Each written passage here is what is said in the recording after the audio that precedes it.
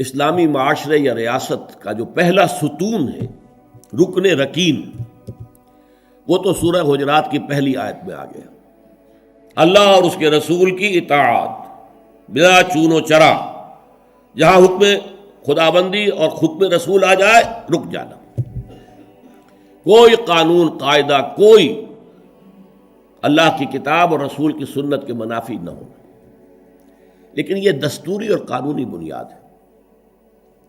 ملی زندگی، حیات ملی میں ایک اور ضرورت بھی ہوتی ہے، اس لیے کہ انسان میں جذبات بھی ہیں۔ مختلف افراد کو جوڑنے کے لیے ایک سیمنٹ سبسٹنس چاہیے، اور وہ جذباتی۔ کسی شخصیت کے ساتھ جذباتی لگاؤ، کسی قومی ہیرو کے ساتھ محبت، یہ باندھتی ہے ایک دوسرے کو۔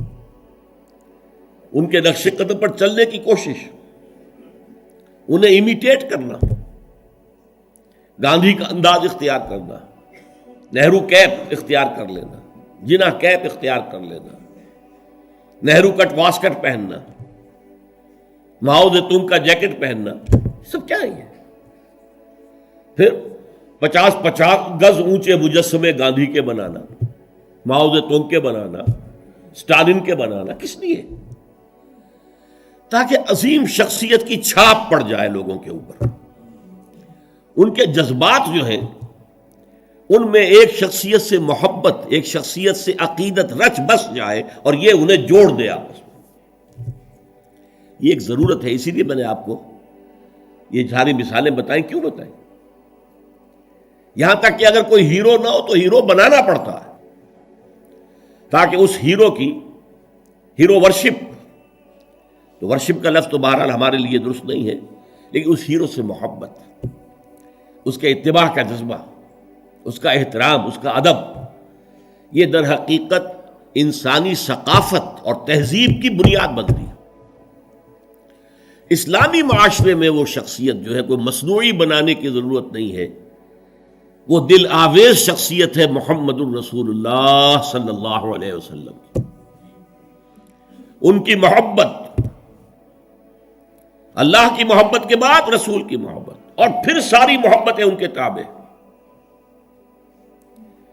حضور نے فرمایا لا یؤمن احدکم حتی اکون احب الیہ من والدہ وولدہ والناس اجمعین، تم میں سے کوئی شخص مومن نہیں ہو سکتا جب تک کہ میں اسے اس کے والدین سے، اس کے بیٹوں سے اور تمام انسانوں سے بڑھ کر محبوب نہ ہو جاؤں۔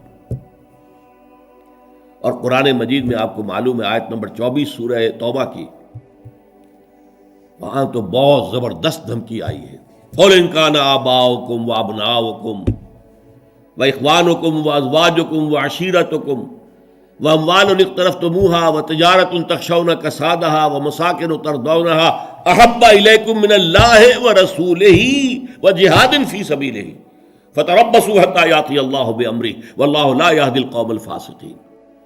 اے نبی ان سے کہہ دیجئے، دیکھو، سن رکھو، اگر تمہیں اپنے باپ، اپنے بیٹے، اپنی بیویاں، اپنے رشتہ دار، اپنے بھائی، اور وہ مال جو تم نے بڑی محنت سے جمع کیے ہیں، اور وہ کاروبار جن میں کساد کا، مندے کا خوف رہتا ہے، اور وہ حویلیاں اور کوٹھیاں اور محل جو تم نے بنائے ہیں بہت محبوب ہیں، اگر یہ 8 چیزیں محبوب تر ہیں اللہ سے اور اس کے رسول سے اور اللہ کی راہ میں جہاد کرنے سے، تو جاؤ دفع ہو جاؤ، ادھر بیٹھو یہاں تک کہ اللہ اپنا فیصلہ سنا دے، اور اللہ ایسے ناہنجاروں کو ہدایت نہیں دیتا۔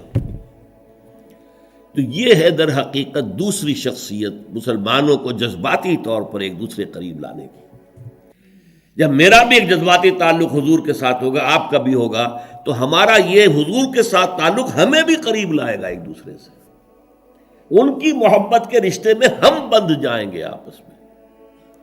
اور اگر حضور کی شخصیت کے ساتھ کوئی گستاخانہ طرز عمل اختیار کر لیا جائے، ان کی بات کی پرواہ نہ کی جائے، تو پھر ظاہر بات ہے کہ اسلامی معاشرہ جو ہے وہ منتشر ہو جائے گا۔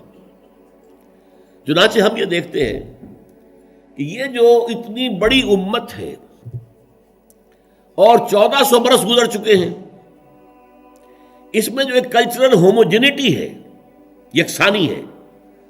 آپ کو انڈونیشیا کا مسلمان ملے گا، وہی انداز اس کا، وہ داڑھی ہے اس کا وہی انداز، لباس ٹھیک ہے تہبند ہو کچھ ہو لیکن وہ گھٹنوں سے اوپر ہوگا، محسوس ہوگا کہ کوئی ہے، کوئی شے ہے ان کے درمیان مشترک۔ نماز کے لیے کھڑے ہوں گے بیت اللہ کے گرد تو سب نماز پڑھیں گے اور کسی کی نماز ٹوٹے گی نہیں، کہیں زیادہ فرق نہیں ہوگا، کوئی رفع یدین زیادہ کر رہا ہے، کوئی آمین بالجہر زور سے کہہ رہا ہے، بس صلی اللہ علیہ وسلم۔ باقی یہ کہ قیام ہے، اس کے بعد رکوع ہے، پھر قومہ ہے، پھر سجدہ ہے، پھر جلسہ ہے، پھر سجدہ ہے، پھر اس میں کوئی ترتیب میں فرق نہیں۔ یہ وہ چیز ہے جس نے اس امت کے اندر cultural homogeneity and cultural continuity پیدا کی ہے، نسل بعد نسل، نسل بعد نسل۔ ہم کسی اور ہیرو کو وہ مقام دینے کو تیار نہیں۔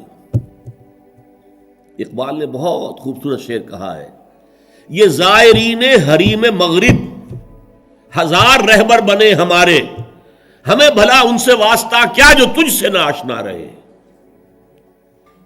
یہ جو ہمارے ہاں کوشش ہوئی قائد اعظم کو ہیرو بنا دیا جائے، محترمہ فاطمہ جناح کو آئیڈیل بنا دیا جائے، اس کی یہاں تک انتہا ہوئی ہے پاکستان میں۔ میرا طالب علمی کا دور ہے یہ کہ ایک صاحب نے لکھا تھا، آج کی عورت کے لیے فاطمہ بنت محمد نمونہ نہیں ہے، نمونہ فاطمہ جناح ہے۔ انا للہ و انا الیہ راجعون کہ نسبت خاک رابہ عالم پاک، ان کا اپنا مقام ہے، انہوں نے قائد اعظم کی جیسے خدمت کی ہے، ساتھ دیا ہے ساری عمر، ہم ان کی قدر کریں گے، لیکن ہمارے لیے قابل اقتداء، قابل اتباع وہ فاطمہ بنت محمد ہیں، عائشہ زوجہ رسول اللہ ہے صلی اللہ علیہ وسلم، ہم ان کا اتباع کریں گے، ہیرو ہمارے وہ ہیں۔ یہ زائرین حریم مغرب جو مغرب کی تہذیب میں رنگے ہوئے لوگ ہیں، ہزار رہبر بنے ہمارے، ہمیں بھلا ان سے واسطہ کیا جو تجھ سے نہ آشنا رہے۔ ہمارے لیے تو در حقیقت ایک معیار ہوگا، محمد سے جو جتنا نزدیک ہمارے دلوں میں اتنی ہی اس کی قدر و قیمت ہوگی، محبت ہوگی۔ جو جس درجے میں متبع رسول ہے اسی درجے میں ہمارے دلوں میں اس کے لیے احترام ہوگا، ادب ہوگا، محبت ہوگا۔ اب اس میں جو رکھنے پڑ رہے تھے، اصل میں اس کے تاریخی پس منظر کو سمجھ لیجئے۔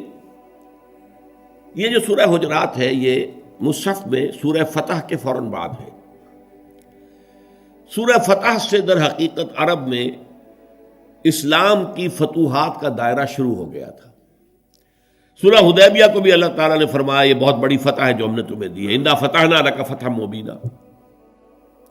اگلے سال خیبر فتح ہو گیا جو سب سے بڑا گڑھ بن گیا تھا یہودیوں کا حجاز کے شمالی سرے پر۔ اگلے سال مکہ فتح ہو گیا، تو فتوحات کا دور شروع ہو چکا تھا۔ جب فتوحات کا دور شروع ہو گیا تو ظاہر بات ہے اب بہت سے لوگ یدخلون فی دین اللہ افواجا، چڑھتے سورج کے تو سبھی پجاری ہوتے ہیں۔ اب اسلام کا وہ دور جو تھا غریبی کا، اور اسلام جو ہے وہ کمزور تھا، ضعیف تھا، وہ دور ختم ہوا، تو وہ چڑھتے سورج کے پجاریوں کی بڑی تعداد اسلام میں داخل ہو گئی۔ لیکن ایک تو یہ ان کی دو تین چیزیں بڑی نمایاں تھیں۔ ایک تو وہ آ کر حضور پر احسان دھرتے تھے، دیکھیے ہم بغیر لڑے بھڑے اسلام لے آئے ہیں، ہم تو ایمان لے آئے ہیں۔ نمبر دو اکھڑ تھے، جو مزاج عرب کا ہے، اکھڑ، ادب اور احترام یہ ان کی لغت ہی میں نہیں تھی، بہت اکھڑ مزاج، قومن لدہ قرآن مجید نے کہا، جھگڑالو قوم، بڑی اکھڑ قوم۔ لہذا وہ حضور کے اس مقام کو نہیں پہچان پا رہے تھے، بس مان لیا آپ اللہ کے رسول ہیں، ہم نے مان لیا جی بس، اور کیا۔ لہذا ان سے بعض ایسی حرکتیں سرزد ہو رہی تھیں کہ جو احترام رسول کے منافی تھی، اور احترام رسول کے منافی حرکتیں ہوں گی تو ملت اور امت کے پارا پارا ہونے کا اندیشہ ہے۔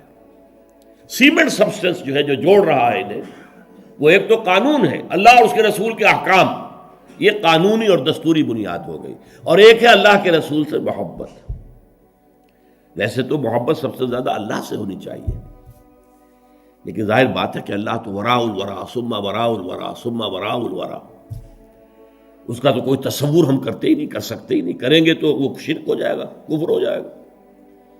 جو بھی ذہن میں نقشہ جمائیں گے وہ اللہ تو نہیں ہے، کوئی اور شے ہے جو آپ نے بنا لی۔